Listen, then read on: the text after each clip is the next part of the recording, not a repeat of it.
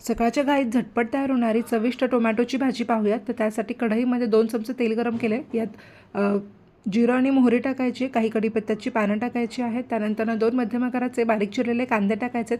कांदा चांगला परतून घ्यायचा. यामध्ये मी चवीनुसार मीठ आणि हळद टाकलेली आहे. अगदी छान असा कांदा मऊ होईपर्यंत परतून घेऊयात.